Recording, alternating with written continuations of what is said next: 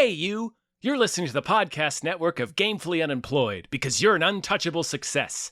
To support us and gain access to great exclusive shows like our brand new Supernatural watch-along Himboos, head over to patreon.com/gamefullyunemployed. You'll also get your lucky little mitts on hundreds of episodes of our other exclusive shows like Tom and Jeff Watch Batman, Star Trek The Next Futurama, Spiel Boys, and the complete series of Fox Mulder is a Maniac. We do movie nights, game streaming, regular mini-series and surprise shows, and you can even commission your own podcast about anything you want, within reason. You have nothing to lose and everything to gain by heading to patreon.com/gamefullyunemployed.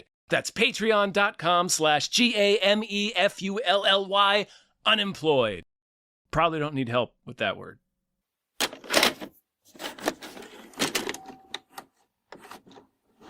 We are just burying Star Wars. Burying. My goodness. Yeah.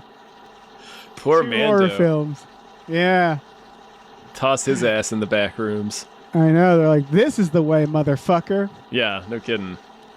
Hi, everyone. Hello, everyone. My name is David Bell. My name is Tom Ryman. And we just watched Backrooms.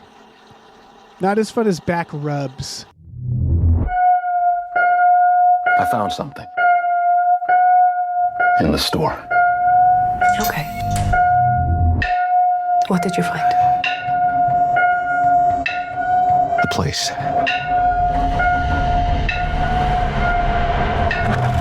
Well, Backrooms. They're delightful. you could get him from one of those little freaks. Oh, yeah. One of them little back many-fingered rub. AI Xerox freaks. Oh, yeah. Get a little freak back rub. So many Working fingers. on the back rooms. Da-na-na-na. I went Seeger with it. Nice. Why not? So we just watched. We watched Backrooms. That's the We premise did. of the podcast. We did.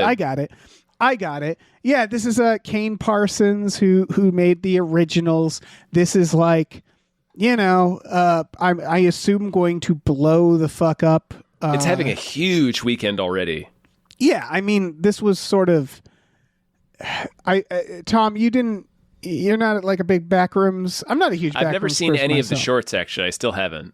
Okay. I'll probably go back and It's watch just- them now, but Yeah, it's like a Five Nights at Freddy's where it's just like, yeah, this is fucking free money to make a Backrooms movie where like A24 got in on the ground. Like they were just like, oh, we need to get Backrooms ASAP before someone else figures out how lucrative this is. Because, yeah, this is like, this and Obsession is, of course, that lesson everybody's talking about, which is like, yeah, maybe look into what the young people are into. yeah, just a good idea and a exciting Yeah. filmmaker with a vision. Yeah. It doesn't even have to be young people. It's just like, we've been riding this fucking, the Star Wars train, etc., like that stuff for so long. The IP train. Where it's, the IP train where it's like kids have been just quietly turning to the internet, I feel like, to find original stories. Yeah. And It's kind so, of the like, only place it can exist is you have to make it yourself. That's also the story of Obsession and this movie is they just sort of started making movies for YouTube. Right. And then, like, again, these studios very smartly were like, we should probably utilize that, right? Like, more and more, we're going to see more like YouTubers and streamers and stuff like that.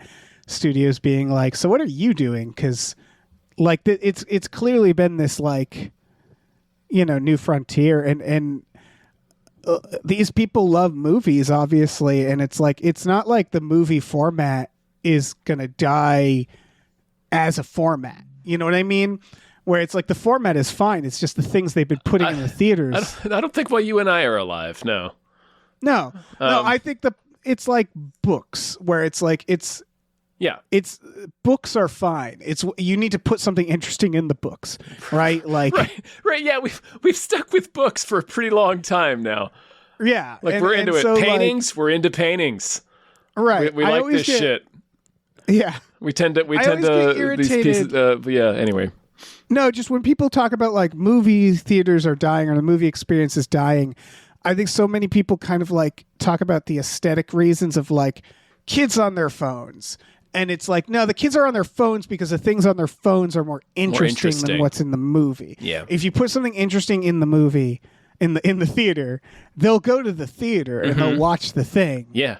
My theater was silent. It was full. 11:15 a.m. Mine showing on a too. Saturday, but everyone was silent.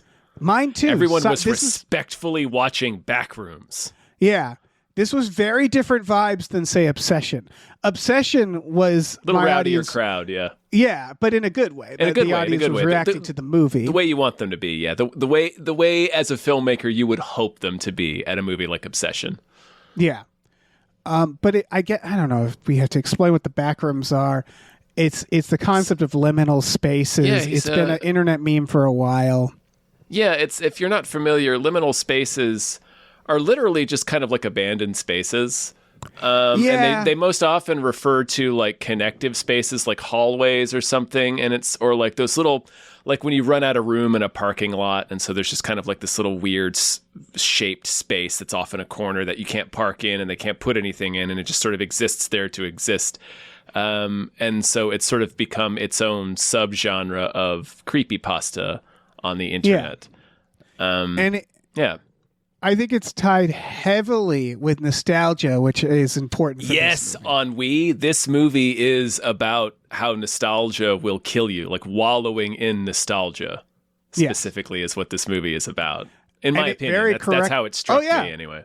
It very correctly linked liminal spaces to nostalgia, to memories. The feeling that we missed it, that it's gone. I'm trying to cling to it, and and they even say the more times you remember it, the worse it gets. Yeah. What What'd you think of this movie? I really liked it, actually. Me too. It really.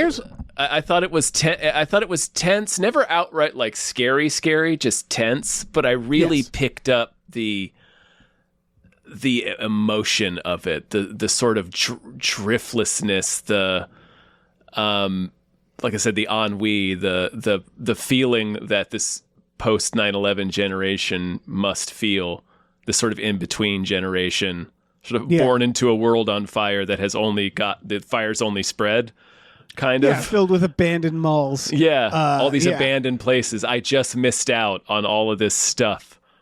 If only I could get back there. And it's just building this weird trap for you where you get eaten by your own shame, basically. I'm so interested. So you had seen like what the Backrooms more or less looked like, though, right? Like you had seen what the Backrooms only in the trailers like. that we'd seen. Oh wow, that's just fascinating to me that this is like, because Backrooms to me was something. Yeah, because I liked this movie. I was with you where I never felt scared. And in fact, I find the concept of liminal spaces, well, nostalgic. They're comforting, actually, which I'm like, I would want to stay here and hang out and eat the weird memory clones. Eat that sponge cake tummy. Yeah, I think this is less of a horror movie than I think some people were expecting. Because I think some people myself might find it included. Like I was expecting more of a horror movie. I was sort of pleasantly surprised that this is a little more meditative. Yeah, and more of an art piece. Like I mean, it's still definitely a crowd pleasing horror movie with a monster in it. Yeah, but, and it feels like I think even the Backroom short has a monster in it, but from what my nephew was telling me, you never see it, but there is a sort of a similar monster type creature thing. That's the thing, is like the key thing about Backrooms and why I was going into this movie so curious is that it's mostly vibes. It's mostly like it was a series of shorts of just this vibe. And like, there was lore and there was like, monsters and stuff, like you're saying. It was like, how is this going to become a movie? And like that'll entertain people. And I think they correctly did the idea of like someone going mad in the Backrooms, like a Shining situation. The Overlook Hotel is kind of a Backrooms, in that it's this very maze-like very space. much so, clinging to old glory. Yeah. wallowing, self-mythologizing, self-pitying. You're absolutely right. I never thought about The Shining like that, but you're 100% right. Yeah, so they kind of correctly realized, like, I mean, obviously, spoilers. There is no monster in this. There is. Well, there's no monster that is of the Backrooms in a way, like, oh, this is the Backrooms Minotaur.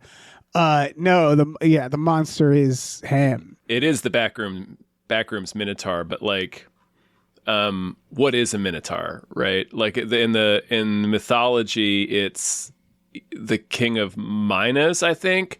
It's this like weird son product of like somebody boinking a bull, right? It's shame, locking up his shame in a maze so it can't escape.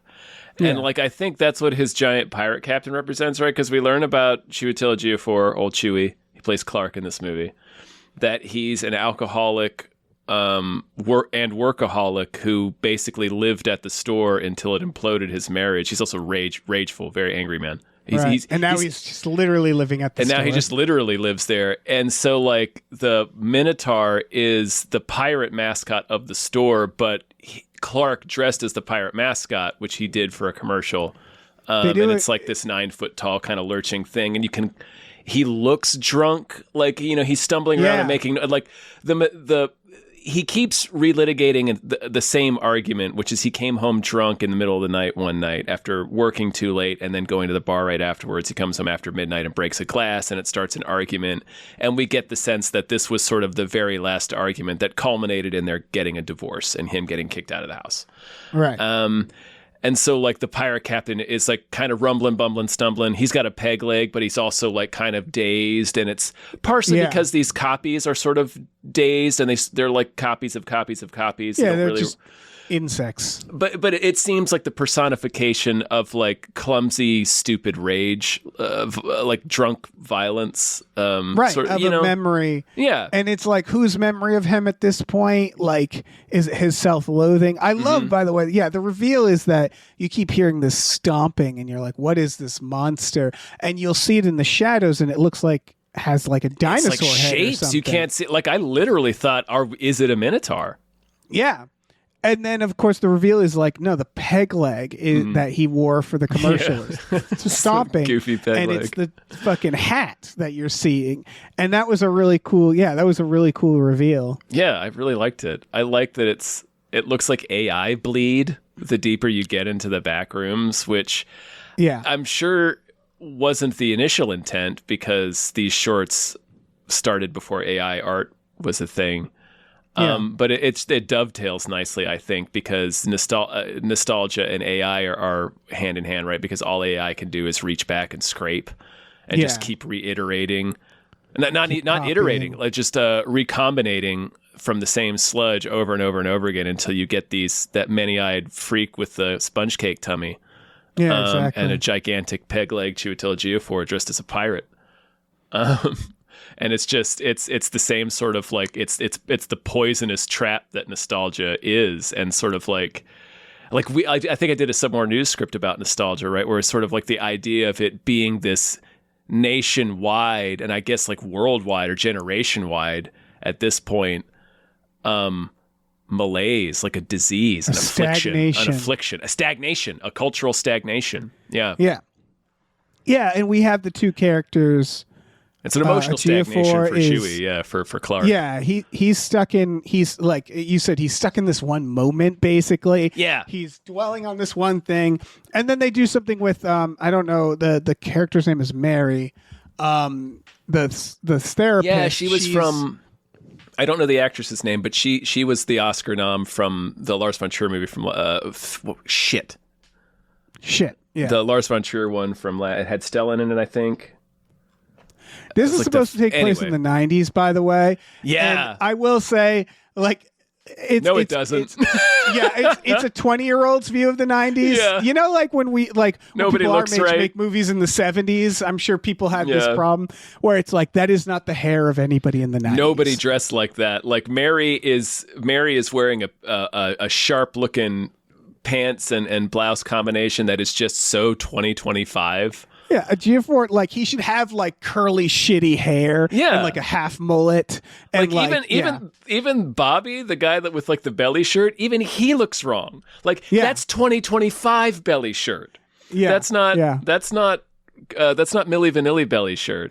No, you need to reduce sentimental the dignity. Sentimental value. The one with I remember with that. Stellan Skarsgård and Elle Fanning. This actress who plays Mary got an Oscar nom for that movie. Her name is Renate Reinsve. Reinsve. They're doing a good job. It's kind of like when I first heard the cast, it was like, I don't know if you need like this high caliber cast. These are good actors. Yeah, and then you watch and you go, oh, I see. They really had to rely, like, because again, there's a monster, but it's about performance and I remember watching the trailers to this. I was a little confused as to why you would cast somebody like Chiwetel Ejiofor in the lead for something like this, which seemed more like I'm just kind of exploring a back room. Like found footage exploring a spooky maze with a monster, and it's like, well, why would you need an actor like that for this? And then 10 minutes in, it becomes very clear that this is a guy who's spiraling, darkly spiraling, which is like a character that he plays a lot. So and so like when it gets to the end where he's just full on Jack Torrance, like eating people inside the back rooms, you're like, okay, this is why you got him. This is why he's here. He's fantastic. Yeah. That's such a good scene. Man, I really enjoyed this movie. Sorry, Dave. I did too. I was going to say they had a little pacing issues, I think, with a little bit, yeah. A little bit. Because like he's never immediately like, you don't get the vibe that he's a man who's going to self-destruct as much as he does in this. And then they have to do a hard cut. So like it's a fun little like yeah, they hit us with a time lapse. Yeah, it's a fun little structure. Again, this movie is more about vibes, to its credit. Like, it has a few little jump scares, but if you're looking for a jump scare movie, you're not going to get a jump scare movie, and I appreciate that. Same.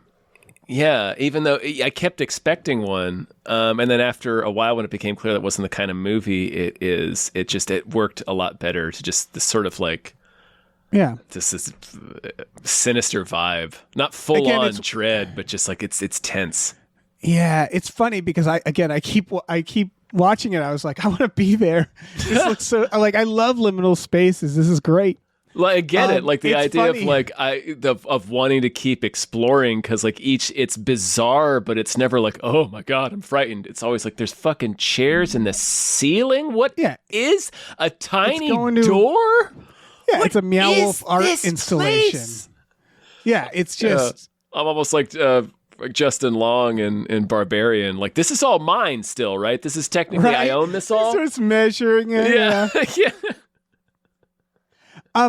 We should probably I guess say what the Backrooms is, what they ultimately land on, which they don't really fully they don't explain, but my interpretation, I liked that. I felt like personally by the time I left this movie, I actually felt like I knew what the Backrooms were. Me too. Enough to understand them. I felt like it clicked early for me, and it helped that we had just watched Timekeepers of Eternity, because about 10 minutes in, I'm like, I think this is a Langoliers situation. Yeah. And that's basically what it is. Yeah, it's our manifested memories combined into this one location. Mm-hmm. Why it's there, we don't know. I was so worried. I was actually worried at the beginning, because the beginning is like, I think there was some backroom shorts where there's guys in the fucking hazmat suits, so like it's not. Yeah, I assume some of that stuff is lore related, but like it's not load bearing. Right. I was so worried it was going to be like a Lost. It was going to be like, oh, let's get really into the weeds of this like Stranger Things or whatever, where it's like, let's explain what everything is. And I was like, I don't know if I need to know. I don't need that. So I was glad that the Mark Duplass stuff was as limited as it is. Sorry. Right. No, I'm really impressed though, because I've watched backroom shorts. I've seen the lore, but I'm not that into it. You know what I mean? So yeah. Forgive me if this is not true. We are old heads, listener. So yeah, my impression of the Backrooms was that it came from a single photograph of this renovated. Someone figured out where it was. Like we've solved where the Backrooms original photograph came from, and I think it was like Kansas or something. It was just some like hobby store being renovated. State. Yeah. I lived in Twister Kansas. Museum. I can say that. Did you go to the Twister Museum? I have been to the Twister Museum. Have you? Oh, is it fun? It's just kind of a small store. It's like barely there. I know. I want to go. I want to go so bad. Does it have original props from the movie Twister?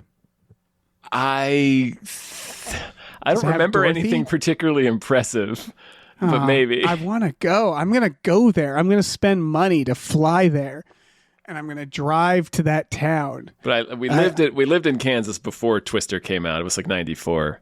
Okay. But anyhow, it's I've irrelevant. driven through Kansas. Yes, it's like you said. Like I said, it's a real Backrooms ass state. Yeah. Nobody in Kansas would disagree with that, I don't think. I don't even know, by the way, if it is Kansas. It might have been Ohio. It's like a middle America area that the Backrooms original. But it's all to say that like Backrooms felt like a lot of creepypasta and why like some of this stuff gets irritating. For example, Slender Man, where it's sort of like this could have easily been a Slender Man movie. If someone like if a studio bought the rights from Kane Parsons and like cynically some guy in his 50s was like, yeah, Backrooms, I got it. It's like Scary Rooms. We'll put monsters in it. There's a monster in there and it gets out and eats, like a Stranger Things. Because it feels like it started as an aesthetic and then lore and story was added later. Mm-hmm. Because that is like how creepypasta works, right? If someone makes a picture or finds a picture and then everybody looks at the picture and goes like, oh, that's creepy. And that's what you do with things particularly when you're young, but I mean, more obsessively and to a bigger degree and stuff when you're young, but that's what you do with stuff that sparks your imagination. Like I can remember being young, watching Jaws and like starting to invent my own headcanon, except we didn't call it headcanon back then, about what the shark was doing when you couldn't see it. Like I'd just be sitting there imagining, oh, he's going over here and doing this. Okay, now he's probably going. And then so you just kind of expand that, and then it becomes fan fiction, and then it becomes like what you're talking about, everybody getting together and just making up lore about this picture that's creepy and weird and bizarre, and kind of it evokes this strong feeling that's like really capturing everybody's imagination in a similar way. I get how that gets annoying, but I also sort of love it because that's the root of all storytelling. Yeah. And I imagine Kane Parsons, he's not the inventor of the Backrooms. It was like, I think, kind of just a lot of internet The concept lore. itself, you mean? Because he is of the shorts. Those are his shorts, right? Okay. Yes. I just want to make sure I'm understanding that correctly. Oh yeah, I just mean the concept. The concept. I gotcha. Yeah. And so like, it's all to say that it's really, it was really like he might not have invented the concept, but I feel like this like really nails it down into like, again, it's almost like we've talked about this before, probably in passing and random things where it's like I think the ultimate goal of horror is to be like invent a new Dracula. And what I mean is like invent a new fundamental like lore that then spins off into all these things. You want to be the new touchstone. Right. And it's hard. It's like inventing a new element where it's like you're inventing a new very basic where it's like, well, unless your dad leaves the blueprints for that new element in his World's Fair table model. Yeah. You guys know Iron Man 2. Yeah. And this is one where it's like even like, you know, Obsession isn't that, right? Obsession is like we're doing Monkey's Paw. Like everything is kind of from something. Mm-hmm. It's all iterative. And so this feels like it's really building a really good baseline for like what the Backrooms is, where it expanded the idea of that photograph into exactly what it should have been. Like as this liminal space that represents this like memory twilight zone, like this weird mystery memory space. Cesspool. Yeah, and it's like that's kind of tapped into exactly what the original Backrooms photograph was doing to people. Is that feeling of we've all been in a room like this? Yeah. And I imagine, I think we talked about it before, and I think we've already mentioned it in this episode, but like being of that generation, the post 9/11 generation, born into this place where you've missed everything. Right. Everything's already empty. It's that feeling, that nostalgia cesspool that.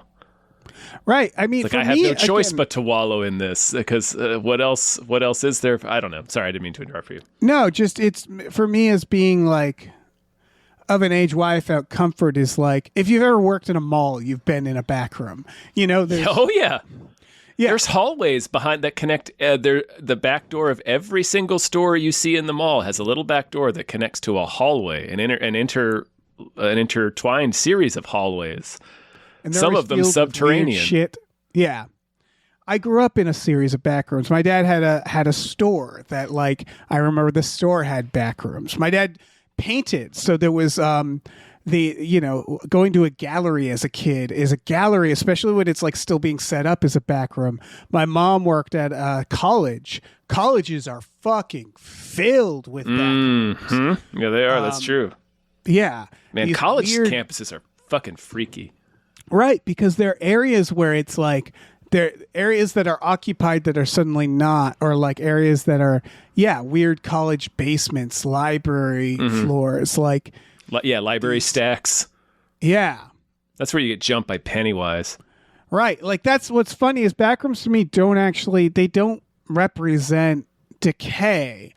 At least in my memories, they just represent these weird memories where you're just playing as a kid. Your parents are working or something and you're told to like just go play, or like you walk down to this. It's this weird space at a time, and it pulls you into this memory that in itself, like you're describing, like I have to go play in a corner by myself. So that moment in itself is out of time because it's just you there. Like you don't have anybody else to share with or confirm that memory ever happened. That's just you.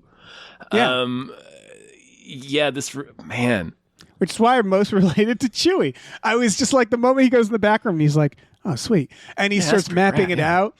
And I love how people he are sees like, that have you seen a mangled lot bird and he's like, I'm going to keep walking. That bird's probably, I know. I don't need to worry about that bird. And it's a little stupid, but I would have as well, you know? It's, and like, I love when later he's just like, I think there's like a monster in here, but it's fine. It's been fine. It's just And me. he's leading It's fine. them. It's just me. But they do, going back to the pacing, they do, so like, the structure is very simple. It's him at this place. It's a slow roll. He finds the back rooms. Because of I like the implication that their power bills through the roof because of the back rooms. Yeah, it's drawing power. That's very funny to me because it's like, so it's not like magical. It's just like, we need to borrow your. It's your really juice, pulling man. on the grid here, man. I don't. Yeah, but yeah, it's bleeding into our reality through his store because he's sitting in his store. We see he just spends every night there getting hammered. Yeah. Watching his competition and getting mad at them, like we said, relitigating the same argument he had with his wife. He's just wallowing and self-mythologizing in this memory in the past. And I'm an architect. I'm just being stuck. I'm being forced to sell crap furniture right now because somebody won't get off her ass and help me. And it's so it makes sense that he's like it like coalesces at his furniture store, and that's where the fabric of reality weakens. And the store itself is a back room. It's a liminal space. Yeah, there's an implication that maybe the back rooms they're not entirely his, but but we're seeing a lot of his memories in there. But like the first shot is the other guys in the back room experiencing his bullshit, basically. Mm-hmm. They're seeing the banners and they're in like, there's this idea that these areas that are like closer to the physical location you are at also is where you're like double, although the backrooms aren't that populated. I would it's hard to say because it's like I think the idea is the backrooms are endless, so everybody is in the backrooms it's like an Us situation where it's Yeah. like everybody has a version of them in the Backrooms is the implication, but they're so vast and maze like that. It's not like people are like all hanging out together or they're particularly crowded, which again makes them creepy and neat. But yeah, the general idea that he goes to the therapist who doesn't believe him, and then he's like, all right, I'll prove it. And so we get a little bit of a body count. We get a good horror beat where he brings in some poor saps. Yeah, his 2 employees, and they get eaten. Yeah, where it kind of pings me is like, I don't know about you, but the moment I get some footage of it, I'd go like, great, let's go to the government. Let's go to the cops. Let's go to the therapist. We got it. We got the footage. But they keep exploring. And then we get like kind of a time jump. Isn't the implication that his giant pirate man has been eating everyone that's in the back room? I guess so, yeah. Because that's what all the piles of clothes and the flies and stuff are. Oh, right. He has been, eating all the memory the doubles. clones. Yeah. I also just got the feeling of like it doesn't have to make sense. No, it doesn't. It's not. It's metaphorical. It's not right. I don't need it to connect one to one. And it's all people's memories, and so I thought it was like the geometry was almost based off of like the people experiencing the memory, meaning that like if you're in a room, that room isn't going to have everybody who's ever been in that room before. That's your room. And then somewhere else, there's someone else's version of that room. And then there's going to be your memory of yourself in that room. And then there's going to be somebody else's memory of you in that room. Yeah. And so it's like, it's infinity. Like that's the idea, right? Is it's just endless copies and versions of, so it's like, the visual depiction of that is what we see, which is like, I really liked that. Yeah.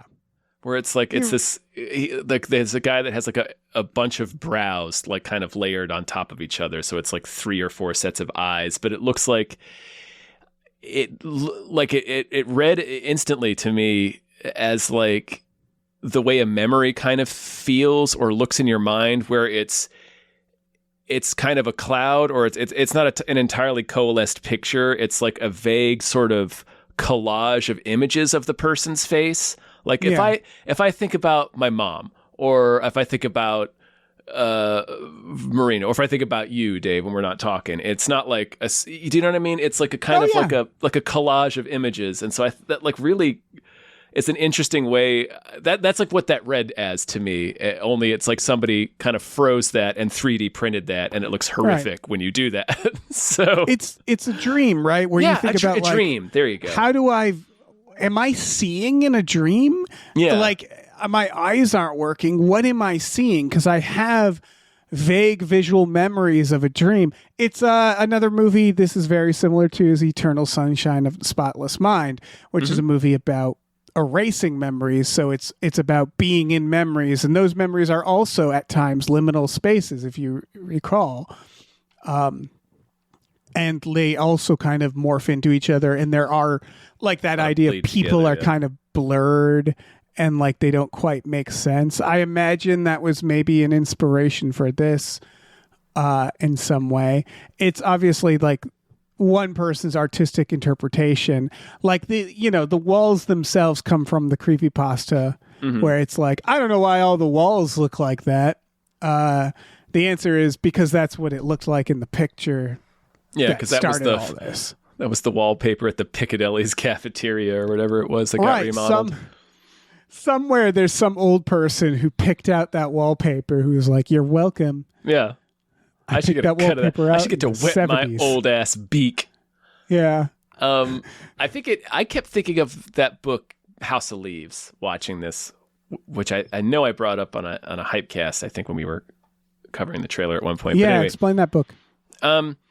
It's a book from 2000, so it's pretty old at this point, but I know it's gotten like a resurgence in popularity in recent years. But basically, it's a really layered book. But the central narrative is about a documentary filmmaker who moves into a house with his family, and it discovers that it's larger on the inside than it is on the outside.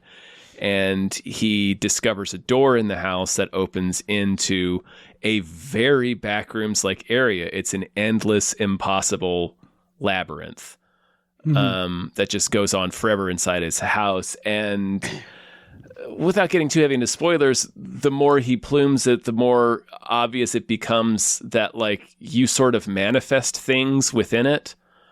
Yeah. There may or may not be a minotaur in it. Anyway, there's sections. There's a little bit of mixed media in it. Like there's a lot of it's a dense book. It's like layered narratives. There's a story that takes place only in the footnotes. There's a separate narrative of another character who's like transcribing all these documents he found. But anyway, part of it is a transcript of. I mentioned the guy at the central narrative is a documentary filmmaker. So there's a lot of like found footage in the book. And so a couple of sections of the book are just these extended transcripts of his footage. So it reads like found footage exploring this impossible labyrinth within your house that may or may not contain a minotaur. So I kept thinking about House of Leaves. Everybody should check it out. It'll piss you off sometimes because it is like so weirdly densely layered, but it's a cool read and very rewarding. And if you're into the Backrooms concept, it's like Backrooms the novel. Right. And I would not be surprised if Kane Parsons is at least aware of House of Leaves. Yeah. There's also Vivarium. I've said like I think the concept of the Backrooms, like I remember hearing liminal spaces first, and I don't think I'm special. I think a lot of people did this. I thought when I saw the picture, that would make a great horror concept. It's like this impossible liminal spaces. And then as I was making that idea in my head, I was like, oh, and look, Backrooms. Hey, someone did it. Yeah. It was like that. It was like watching the shorts like, oh, okay, never mind. Someone made this already. Nailed it. And they called it the Backrooms, and that's a really good name for it. And I think it was that it's like one of those things where it's like it was sort of boiling under the surface for everybody as this like, you know, it's probably not a new idea. It's probably not a new thought. We've been kind of playing with nostalgia and horror and stuff like that for a while. Yeah. But again, it's like it was just like the right time for this, where it's like 80s and 90s era stuff has this. I think about this idea of like, you know, horror. When you think of like a haunted house, it's a certain era. It's a certain old era. Even a labyrinth, that's a castle. It's right. Like and this. Yeah. Yeah, the question of like new lore and new horror, where everybody kind of makes that joke. I think about the Frighteners, where the ghosts are like from the 70s, and that feeling of like, how do you make like new lore based on like more contemporary times? The Backrooms is kind of that to me, where it was inevitable that we were going to start slowly seeing more like, you know, cassette horror, VHS horror. Mm-hmm. We've had it for a while. And this kind of brings that out too, where there's, you know, again, it's all this like 90s ass technology. Yeah, this is also one of the first horror movies. Well, not one of the first, but a striking one, at least to me, as an example of something that's unique to this generation. Like this is like I can see why this is doing so well already. This is kind of like it's like this feels like, I guess, like everybody sort of feels like a sense of ownership. Like definitely if you participated in like the creepypasta or like are into the lore behind the Backrooms, it's like this whole thing that's just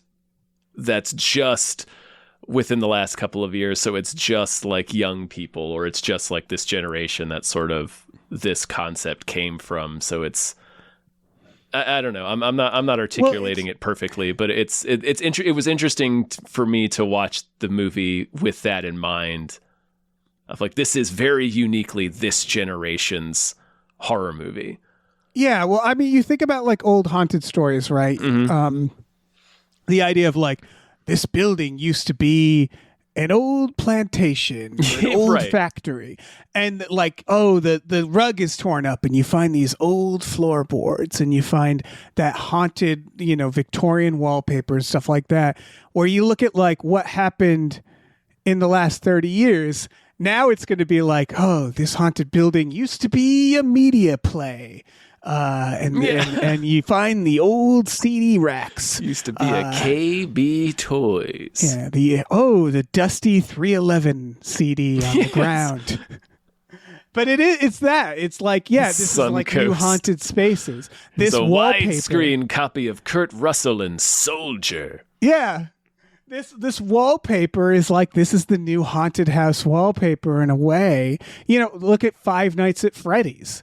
Once again, what is that about? That's about an old Chuck E. Cheese. Yeah, Showbiz Pizza.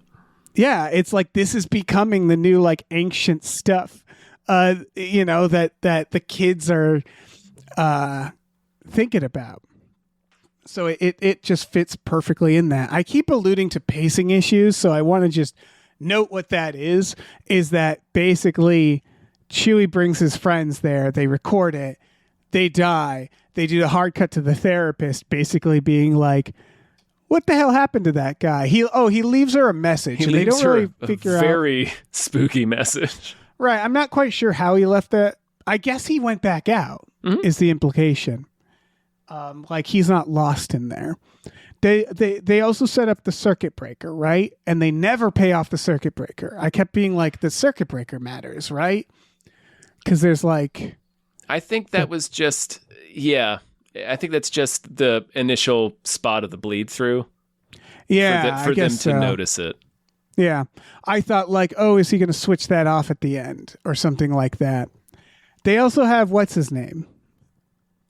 Mark Duplass? Mark Duplass. Yeah. And he's like watching through the camera at his home at one point. He's in like a dark room. Yeah. He's monitoring it. So he clearly is somebody who at least knows a little bit of what's up, although we find at the end he doesn't really. These are the weird things that pinged me is like, so they show him watching it and they show him seeing him in there. And so you get the feel of like, obviously he's going to come back. It would be weird if he doesn't come back. And he doesn't recognize him. And so like the therapist starts getting trapped. And Chewie is like lost his mind. And that was like a pacing issue for me where I was like, wait, what the hell? I know his friends died, but like it felt very... It was a big jump that they sort of yada-yada'd with a time cut. Yeah. And it's like, wait, what the hell has been happening? Right, because he's fully Colonel Kurtz, like Apocalypse Now, by the time she finds him. That pinged me. And then when Mark Duplass is with his family and he's watching the television and he gets this guy's commercial, I was like, wait, is he like in the same town? Like that weirded me out because I was like, sure. So he's never seen this guy in the TV. I guess he didn't. It's just like, that was weird to me. And then also like, why did him needing to see the commercial matter? Because I thought like, oh, so he's going to go to that store, and you never really get, because she basically, the ending, which is a lot of fun, is her running from him, his big weird memory Pirate golem Clark, version. Yeah. And then she just kind of gets like runs into the guys. And then they take her out. And they're like, how did you get in? So like they're going through a different way. Mm-hmm. It just felt like a little unsatisfying in the end. Like it felt like also her memory, her handprint. Her handprint, yeah. I feel like they had an original idea with that they had to scrap, because the handprint was really cool because it represents the Backrooms in a way, right? Yeah, it's her own thing that she's holding on to. Right. And I thought she was going to find that house. She was going to find that handprint in the Backrooms or something like that, or use it somehow. We do see like her street. I'm sorry. Oh, no, we do. Yeah, we see it at the end. But ultimately, she just bashes him with it. And I was like, that felt unsatisfying. Like, yeah, that was a little unsatisfying for that particular arc. But I did like those two characters, the juxtaposition of those two characters, because they're both people who sort of have a trauma in their past that they've just kind of been hanging on to. Yeah. And Clark is spiraling further and further into it, into relitigating and self-mythologizing and self-pity and all this other stuff, and projecting rather than. And whereas she is sort of, we learn that she grew up with a mentally ill mother who sort of kept them all boarded up inside the house until like steam shovels have to break down. Like she's basically refusing to vacate the house, and we see in flashback that it gets bulldozed. And she has this sort of moment at the end when she's been abducted by Clark, where she says to him, but is also saying it to herself, that she's like, I can't help you, and that's fine. Like, I'm not going to be able to help some people. I can't help everybody. She basically goes like, you know what? Fuck you, man. Yeah. Like that. Yeah. Her basically her arc is like from her mom, who's now in an institution, which also is a liminal space. Very notably, they make it. She's felt this need to help everyone, and it's her kind of going like, it's her shame. I'm going to help myself. Yeah. And realizing that it was never her place to help her mom. It was not. She couldn't save her even if she had been a therapist back then. It's not like you can't save people, really. Like anyway, the point is that she shouldn't have felt the responsibility as a child to do anything for her mother. Like, she was the child. Yeah. Anyway, I liked playing the two versions of that. For sure. I just got this vibe that there was a rewrite or something where they needed, it's that this is true, is that, characters need stuff to do in an arc and shit. It was like that feeling of like that handprint, like ultimately like, she's using like her nostalgia she's basically breaking her nostalgia to kill him. This nostalgia, like, it's fine. It just felt like I didn't like the movie that kind of petered out a little bit. Yeah. That it's like, well, that kind of caps it off, right? Yeah, it's sort of. Yeah, I guess. Yeah, Pirate Clark. Did you recognize Pirate Clark? No. It's Alien Romulus.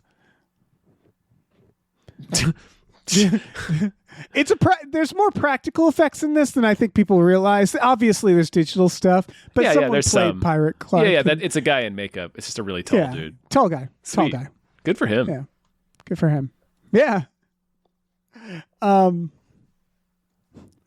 like framing it as, did you recognize? Yeah. Because all you can recognize is tall guy. That really threw me for a loop, Dave. I know. You really embarrassed me in front of all these people. But yeah, I would say like, all of it, like the fake palm trees, like the hospital she ends up in the end. It's like that's still liminal space, and we can see the outside through the windows. We think it could just be more. So we don't know if she's still inside the back rooms. Anyway, when she asked, "Where am I?" was like, "I'm also asking where are you?" Like, you won't tell her. Yeah, because he says it in a way at one point where he says like, "How do you get in here?" or something. Where I thought like, "Oh, are these like? Is this like?" the base in the Upside Down that the army created? Like, is this a bunch of people who are living in the liminal spaces in the backrooms and have set up a base? And that's not what he says. He says he's kind of similar to Clark, that they're just part of an operation that just keeps exploring further and further, trying to figure it out. Yeah.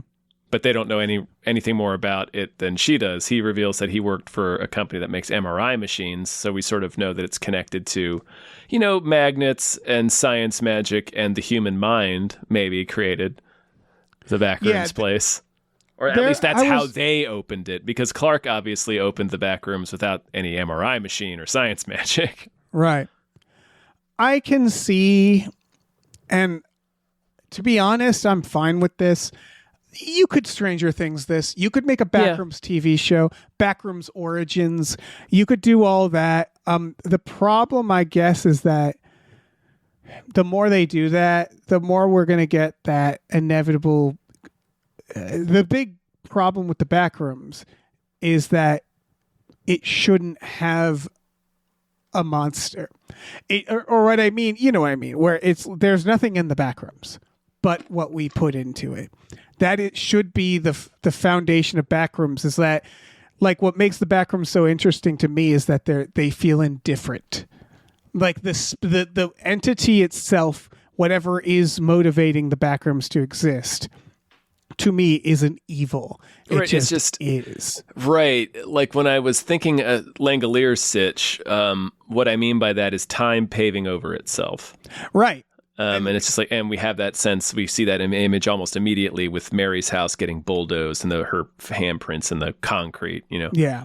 That's Sorry. exactly it. And I don't want a Langolier to show up. Exactly. Well, yeah.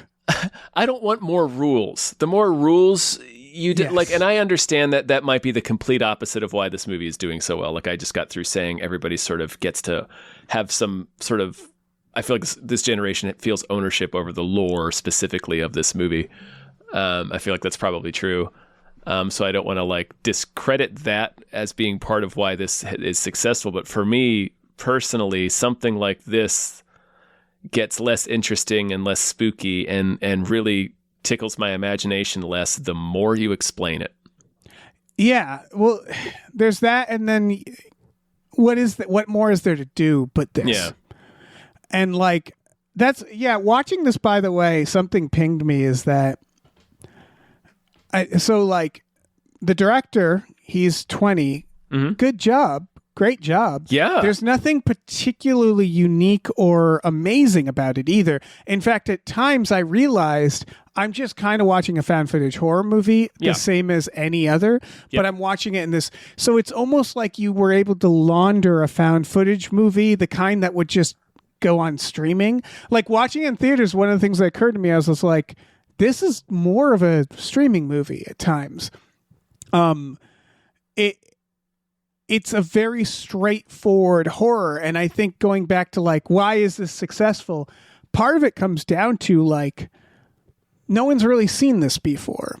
In the sense of like, it's a found footage movie. Yeah, the monster's just this big boogin. Ultimately, like it's just this guy. One of the giants from Attack on Titan, just eating people. But the Backrooms is so original looking that it's just like the real lesson from all of this that they're not going to learn is that we don't need more Backrooms. We just need more things that look unique and experimental and cool that a studio puts confidence behind. I recently watched Exit 8. Did you see that yet? It's on streaming. No, but I remember the trailer. Yeah. That's one that they could have put this kind of marketing behind. They could have just said like, we're doing Exit 8. Exit 8, everybody. Watch Exit 8. It's a big theater thing. And I think it was unique enough that I think people would have gone and seen it. It's also based on something that the kids know. It's not an American movie too, so they may have. In overseas. Is it a Japanese movie? I believe it's good. By the way, Exit 8 is good. It has more to it than I thought it would. Like it's not boring. It's not like it's more interesting than say Cube, which is very similar to. Okay, no, I'm definitely interested now because I do like Cube. Again, I do like Cube. Plays in a very similar idea. You're right. I never thought about that. It's just, I think that's why they've been tapping horror games, because horror games are one of the places where a single individual with a really good idea can make that idea happen, and so like it's almost proof of concept. Yeah. And what we really need ultimately is just really good ideas. That's what people are looking for. And I think that's what they found with the Backrooms trailer, where you see the trailer and you go like, I haven't quite seen that before. And it's a horror movie? Oh, I'm going to go see that, Yeah, and it kind of taps into something that we all recognize, both with positive and negative feelings, I suppose. Yeah, exactly. Which is the image. It's like a shared. It's like a high school. When a high school movie comes out, we can all look at that and attach some sort of memory or experience to that because most of us went through that.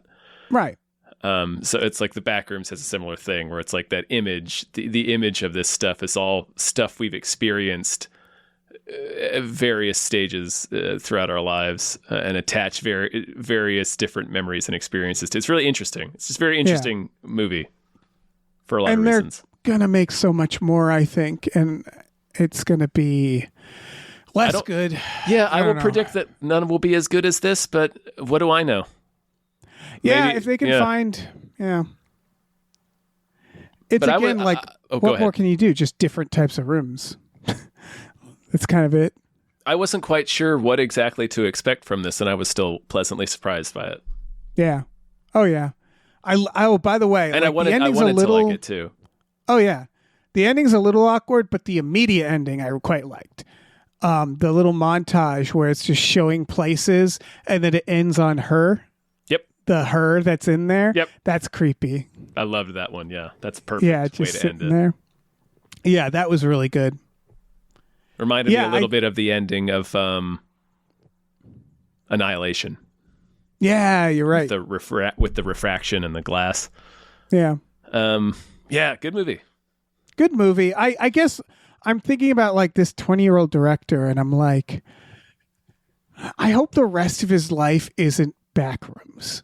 Like, like it's that where it's like, let's give him a shot, right? Let's have don't let him pigeonhole you.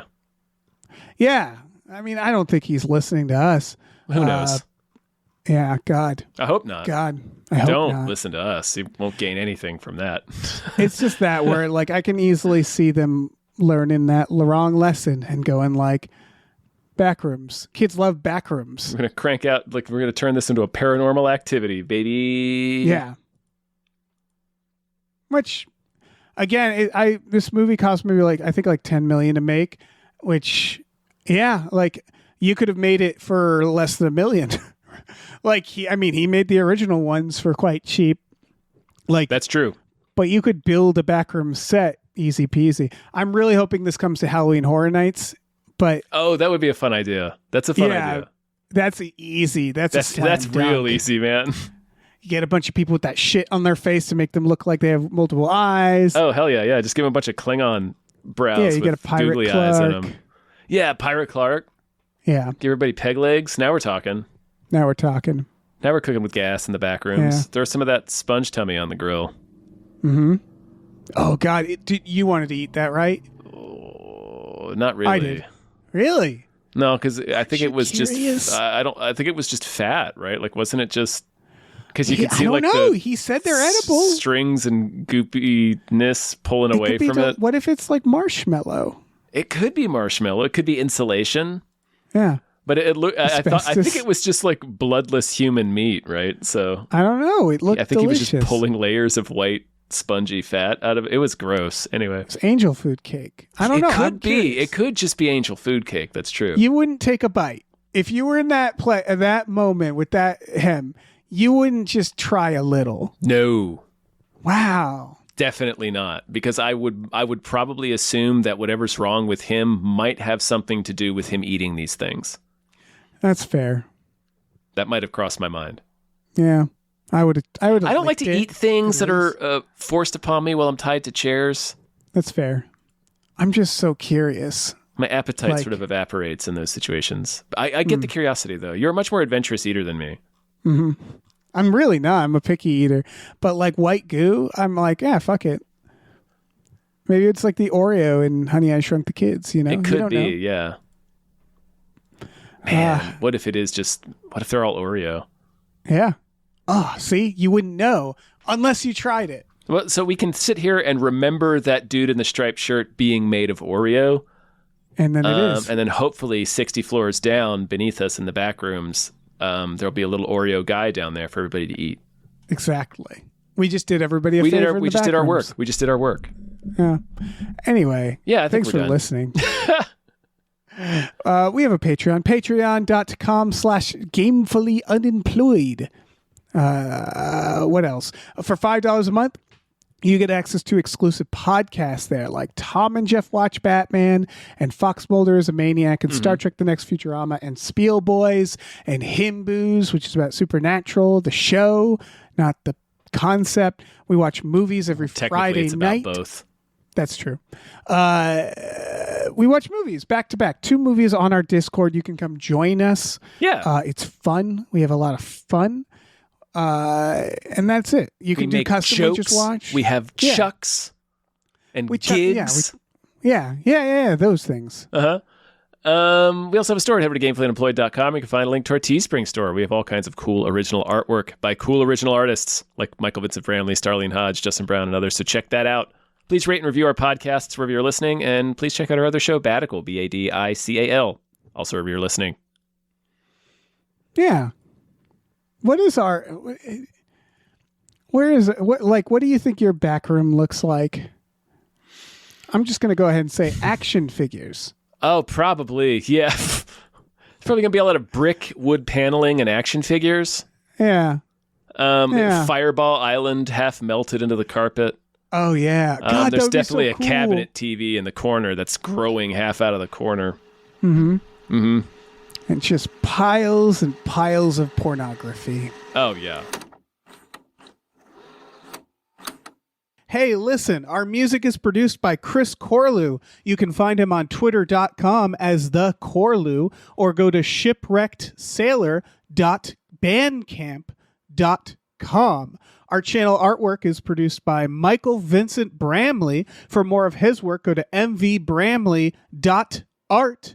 Our episode artwork is by Justin Brown, available on Twitter as Justin T. Brown or at artnessbyjustinbrown.com. And finally, additional artwork is by Starlene Hodge. You can find her work at starlenearts.com or on Twitter as StarleneX. Cool. Goodbye.